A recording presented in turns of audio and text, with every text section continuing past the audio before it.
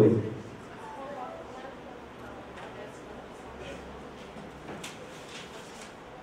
Obrigada, tá? Então, eu queria agradecer o convite da Juliana. A Juliana me chamou para participar e eu estou me sentindo lisonjeada, né, por estar aqui, porque eu acho que a discussão é altíssima. Eu conheço a Glória e a Juliana há 14 anos, né? Há 14 anos. E eu posso dizer que... A gente tem 19.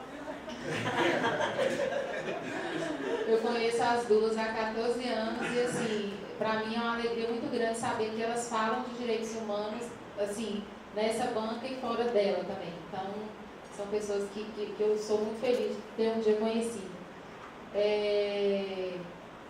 Então, a questão sobre a discussão alta, a minha dúvida, eu tenho uma pergunta para o juiz, que é sobre o João Otávio Noronha, sobre o... Será o juiz? André, isso. Sobre o que ele espera do João Otávio no CNJ, que eu acho que ele foi eleito agora, não foi? Não, como corregedor, se não me engano. Teve uma eleição do João Otávio Noronha, saiu do STJ e passou entrou no CNJ por um cargo, assim. Aí a minha dúvida é se você saberia falar alguma coisa de algo que ele possa fazer de inovação. E a minha segunda dúvida é relacionada à altitude mesmo da discussão, porque faça a pergunta, né? Quem controla o judiciário? Quem deveria controlar o judiciário deveria ser o chefe do judiciário. O chefe do judiciário é o povo. Então o povo deveria controlar. E a minha dúvida relacionada a todo o debate que se fez, de altíssimo nível, é sobre a nossa raiz, sobre o nosso país, sobre o tamanho do nosso país. Nós não moramos no país, nós moramos num continente. Para mim, essa discussão é quase uma discussão de União Europeia, porque nós temos realidades distintas. Eu morei 17 anos na Bahia, 7 anos em Minas, 3 anos e meio em São Paulo e 2 anos em Portugal. Então, a questão cultural é muito distinta. Nós estamos no Sudeste, talvez com pessoas do Sudeste numa mesa, e talvez esses debates, o maior foco da minha pergunta seja muito mais para a Glorinha, porque a Glorinha falou da questão de direitos sociais, do orçamento e tal. A minha preocupação, Glorinha, é que essa discussão venha de cima. Porque fala-se no direito que quando nós falamos muito de direito e quando nós falamos muito de leis, isso significa que nós inflamos um instrumento chamado direito e isso nós inflacionamos o direito e nós diminuímos o poder do povo. Então, se o direito está sendo muito utilizado, significa que nós não temos uma sociedade saudável. Então, quando se fala muito em orçamento, quando se fala muito em distribuição, quando se fala muito em lei, isso significa que nós estamos num processo de infantilização e não num processo de participação democrática, e não num processo de cidadania. Então, quando eu falo de dar para uma sociedade muitas coisas, isso significa que essa sociedade não tem consciência. Então, por que eu estou te colocando isso? E eu queria saber o que você acha relacionado a isso. Por exemplo, foi falado aqui da questão da elite, né? O poder judiciário não representa a sociedade brasileira. O poder judiciário representa uma elite. Mas quem é a sociedade brasileira? Então, assim, a minha dúvida principal, talvez a maior de todas elas, seria no significado de cidadania. Eu tenho uma preocupação, a mesa traz uma preocupação, principalmente de orçamento, né? Tem uma questão voltada para o judiciário, mas de que forma que existe na parte do judiciário ou dos demais órgãos essa questão de tratar a sociedade brasileira não de forma infantilizada, no sentido de dar a ela, eu quero te dar saúde, eu quero te dar educação, de que forma que você, enquanto poder judiciário, você promove em mim, enquanto sociedade, esse reconhecimento ou essa vontade que eu vá atrás das coisas. E não esse projeto de me dar, de me conceder. E porque eu só encerrando o debate aqui agora, se a melhoria das leis resolvessem muitas coisas, nós não falaríamos em vontade política. Será que aprimorar a lei orçamentária, será que aprimorar a questão, né, do juiz que aplica essa lei, será que passa por isso ou passa por um conceito aprimorado de cidadania, bem melhor, muito melhor, de cidadania? Porque quem controla o poder judiciário, na minha opinião, é o povo. Então, de que povo se fala? Quem é esse povo? Esse povo tem condição de controlar ou só de receber uma coisa que vem de cima? A lei vem de cima, o juiz vem de cima. Então, é muito no sentido do conceito de cidadania e de participação. E eu acho que todos falaram, mas seria mais voltado para o teor da fala da Glorinha, de efetividade de direitos sociais. É isso. Obrigada. A gente já faz em bloco, né? Luciana. Não sei se seria melhor em bloco, porque o assunto é totalmente diferente. Bom, eu queria agradecer, né, vocês, as meninas aí da frente, da mesa, que é um orgulho, né, estar aqui e conhecer o trabalho de vocês, que eu não conhecia, ao André, né, muito obrigada. E igual eu vou falar sobre esse oficial de justiça, da Justiça Federal, e o que tem acontecido, que tem muitos anos que não tem concurso, e todo mundo que aposenta não chama mais ninguém, e estão aumentando as áreas limítrofes, né, que a gente tem que trabalhar, indenizações de transporte congeladas desde 2004, mesmo valor, 2004. Então são 11 anos, né? E eles resolvem lá que está muito processo, muito mandado, lá, então os oficiais que são em números menores vão cumprir uma área menor. Então agora a gente está trabalhando em Baldim e vai aumentando o número de cidades, diminuindo o número de oficiais de justiça. E agora eu estou voltando de férias, fiquei sabendo que Contagem não está dando conta de serviço e distribuíram mais 2.200 mandatos de uma vez só para a gente aqui de Belo Horizonte. O que acontece? Não precisa nem, assim, todo mundo sabe, adoecimento. Há 10 dias uma colega minha, Clotilde, tem mais ou menos a nossa idade, assim, voltando de uma diligência Sabará, a diligência foi tranquila. Ali no túnel, ela teve um apagão. Ela não se lembra de nada, ela desmaiou, por estafa mesmo, pressão, e ela bateu o carro, aí a sorte dela foi que abriram o airbag, que salvou a vida dela. Então, assim, de um dia para o outro, a gente pode perder colegas, porque ninguém está preocupado nisso. Essa sobrecarga de trabalho, e a gente tem que dar conta, e cumprimentos, e ninguém está preocupado com isso.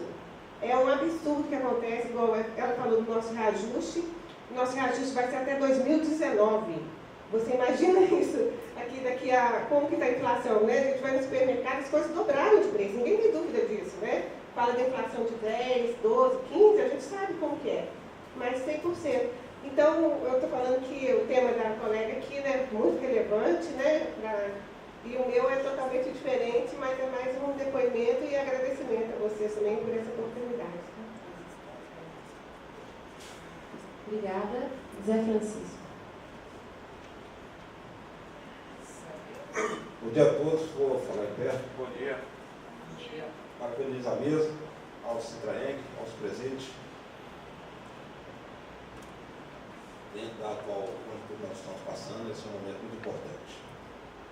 Eu trabalho no Judiciário Trabalhista, sou o atual coordenador da Auditoria Cidadã aqui em Minas Gerais.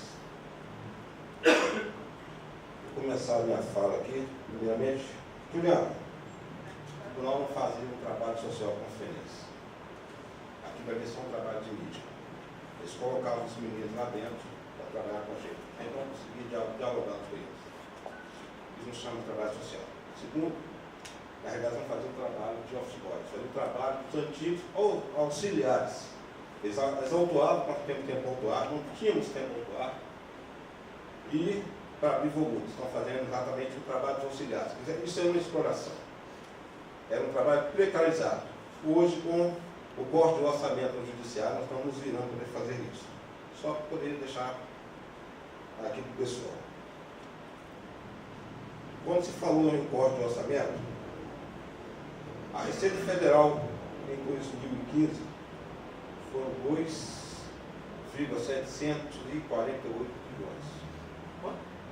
2,748 trilhões.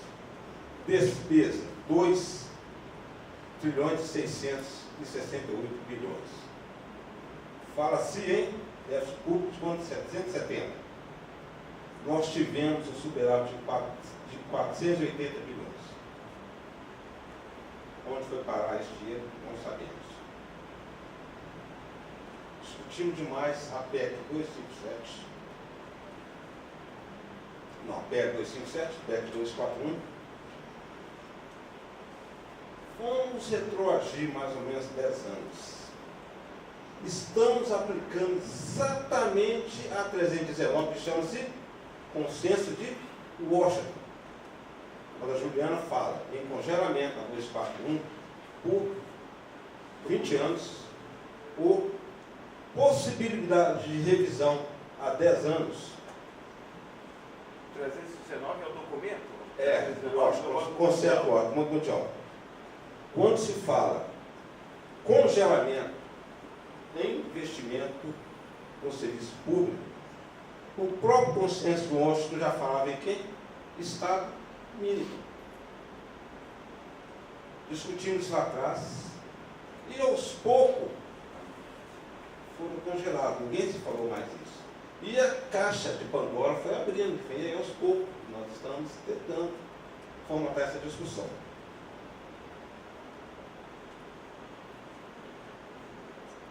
Quando se fala também em corte de orçamento e por que não somos consultados, somos responsáveis por essa falta de consulta.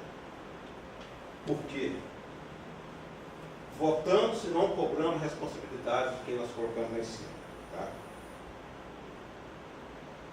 Só para encerrar, deixa eu ver aqui. Justiça social foi o modo de criação da justiça do trabalho.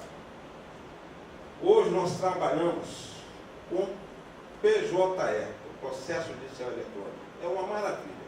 100% da população é alfabetizada.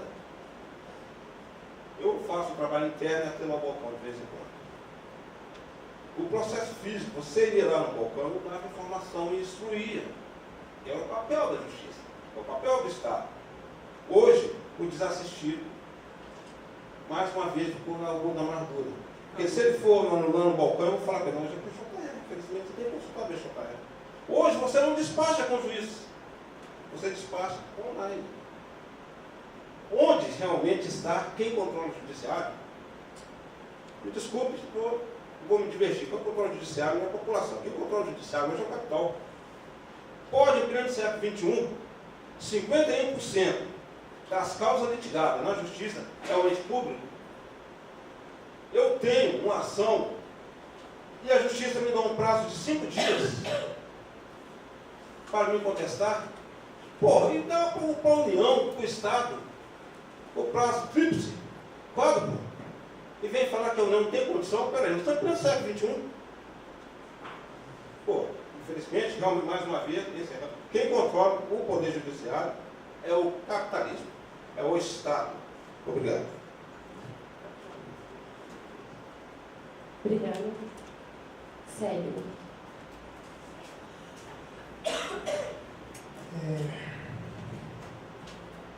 Bom dia a todos, né? Parabenizar mesmo pela brilhante palestra, né? Eu queria primeiro, eu sou servidor, né, da Justiça do Trabalho e atualmente estou na direção do Citraeng. E queria, né, fazer minha primeira pergunta para a Glorinha. Na sua fala, né, você citou essa questão do... Aliás, você mencionou essa questão do conflito, né, do capitalismo versus capital financeiro, né? Uma coisa que me chamou muita atenção na Justiça do Trabalho, onde há a demanda da trabalhista, né, quando se fala que capital financeiro, essa ganância dos banqueiros querer cada vez mais lucro, né, que está gerando esses juros, né, que praticamente quebrou o Brasil, né, esse comparativo dando em torno de mais de 60 milhões, né, bilhões. E essa ganância, até me falar um pouquinho também, porque, veja bem, até então, no governo Dilma, houve custo zero para compra de carro, as grandes indústrias teve vendeu demais, né? De repente voltou a cobrança normal de juros, então, e aí começou uma demissão em massa de trabalhadores. Onde está esse dinheiro, né? E Então, assim, eu queria que você falasse um pouco mais disso, né, essa perversidade, né, essa diferença entre, principalmente os operadores também, né, o doutor André falou, né, que na Justiça do Trabalho, eu sou servidor, né, da trabalhista, um dos maiores filões de dinheiro primeiro, né, que é os banqueiros, as empresas de operadores de telefonia, né, onde é um processo que alonga muitos anos, né, mas quando vem, né, o advogado tira o pé da miséria, né. Então, fora que uma preocupação, né, eu percorro muito o interior de Minas, nós temos uma justiça federal que ela tem título TRF1, que abrange 3 estados do Brasil. Em Minas Gerais, que é um estado, tamanho de um país, pega uma Bahia, quer dizer, olha, TRF1 atende. Bahia, Minas Gerais, Distrito Federal, que são os maiores, a dimensão. Pará também. E mais outros tantos, mas só pela dimensão de Minas Gerais. Então, eu também faço parte do Departamento de Combate ao Assédio Moral. Eu queria até que o doutor André falasse um pouquinho, né, com que, veja bem, eu vou até citar aqui, constantemente nós estamos sendo chamados para servidores que estão sofrendo, né, estresse, gestão por estresse, né, para não dizer, a gente ainda não caracteriza como assédio, né, onde você pega uma justiça federal que não tem servidor, que está expandindo, que não faz concurso público, tem, por exemplo, pega Divinópolis, né, que tem em média, o juiz ela tem 7.000 processos para poder despachar, e são só um juiz, são 2 juízes em 2 varas, que não dá conta, naturalmente submete o servidor a uma gestão por estresse, que gera o adoecimento e que vem uma cobrança dizendo que é assédio moral. É isso que a gente depara. Simplesmente, na gestão do Joaquim Barbosa, simplesmente interferiu a criação do TRF aqui em Minas Gerais, onde, né, a gente vê que a magistratura está adoecendo, o servidor já está doente, principalmente com o PJE, porque é uma máquina que tende, né, a crescer, mas nesse momento, com um corte orçamentário, não está nem se investindo em novos equipamentos que permitem. Né? Infelizmente, meu tempo passou, né, mas eu queria que desse essa pincelada aí para mim. Obrigado. Obrigada, Márcia.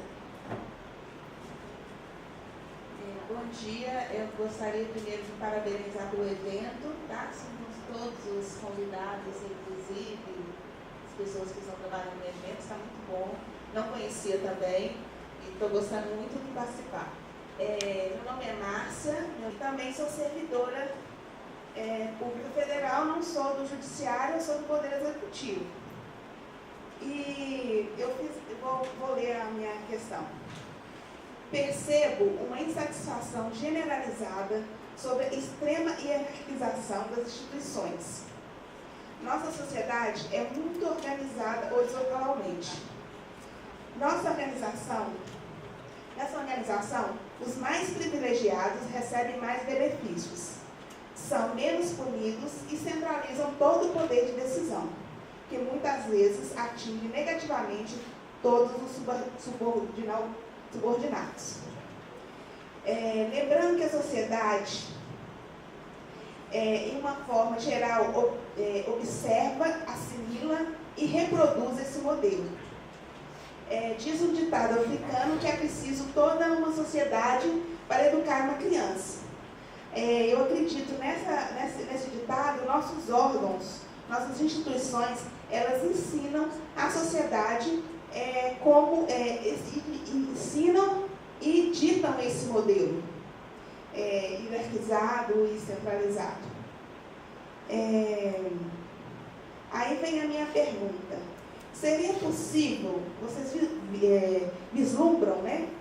Aproveitando que eu percebo que é uma insatisfação generalizada, promover uma ruptura desse modelo, de forma que que essa ruptura atingisse as várias instituições, simultaneamente? E se fosse, como seria esse processo, né, de romper com esse modelo? É isso, obrigada. Mais algum quer se inscrever?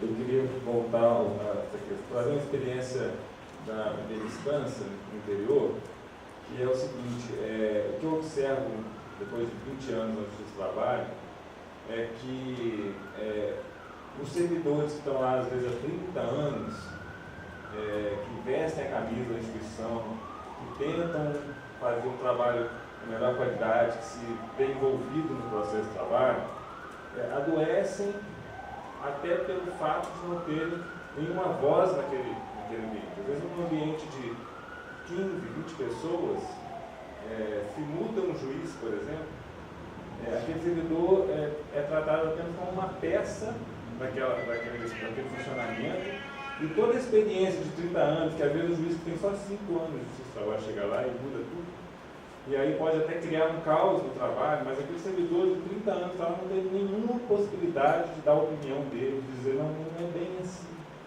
é por aqui, a gente já tem essa experiência.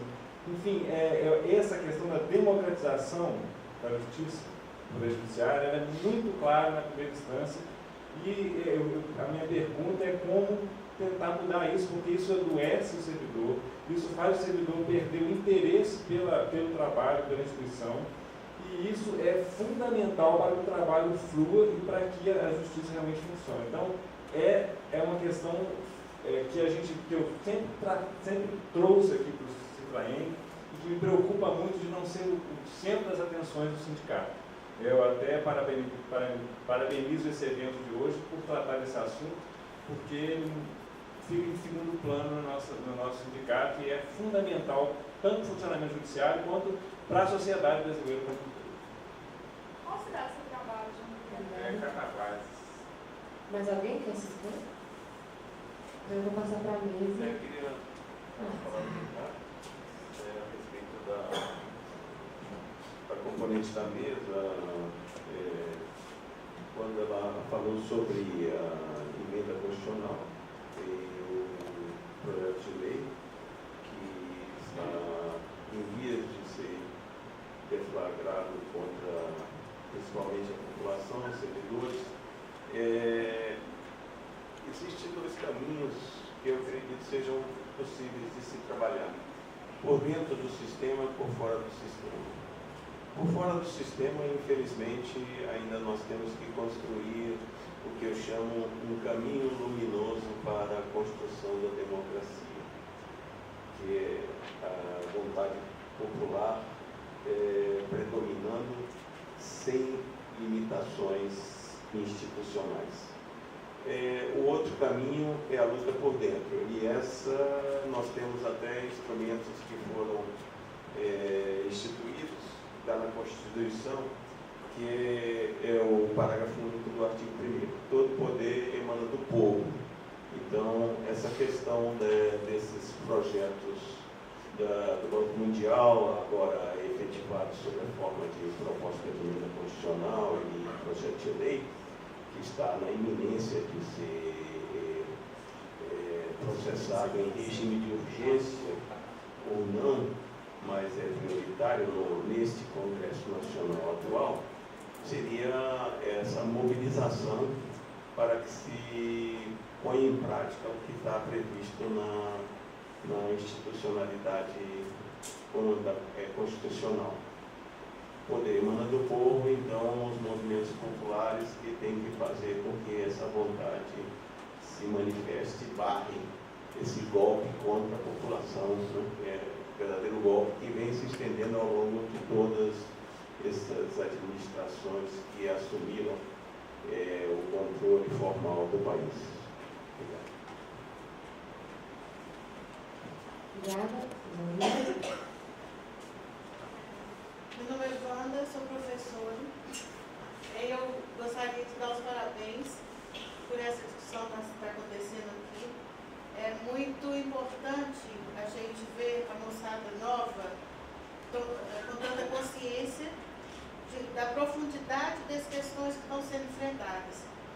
participante desde sempre em movimentos sociais, e a questão judiciária sempre foi uma coisa inatingível para os movimentos sociais e para a população mais pobre, essa que é a verdade. Então, foi mencionado aqui, e eu acho importante a gente lembrar, que, na verdade, o judiciário sempre teve essa conformação de atendimento à elite. A justiça nunca foi igual para todos no Brasil, por mais que a gente tenha uma legislação que diga alguma coisa contrária. Essa Constituição de 88, a gente lutou muito, todos nós lutamos muito para conseguir chegar naquilo que a gente chegou. Não foi bênção, a gente estava saindo de uma ditadura, foi resultado de muita luta, de muita participação social. E nunca foi fácil, nem lá, nem aqui. Hoje nós estamos vivendo um momento de retrocesso muito grande, muito grande. Acho muito importante essas coisas que foram levantadas. Isso que a Glória, né, colocou, achei muito importante as colocações, porque a gente está enfrentando uma situação em que o que não estava bom tem chance de ficar infinitamente pior. Então, não podemos olhar essa questão do judiciário, da legislação, da mesma forma. É uma frente de lutas, uma frente muito importante, muito importante. O judiciário sempre foi diferente para as classes sociais diferentes. Os pobres sabem disso muito bem. As prisões estão cheias de pobres, não é? Então, sempre a gente soube que o judiciário não é igual para os pobres e para os ricos. Nós temos aqui um enfrentamento de classe, e que hoje está mais acentuado. E aí a gente tem que ter consciência disso. Nos movimentos sociais, aconteceu uma coisa, na década de 80, nós lutávamos e conseguimos movimentar uma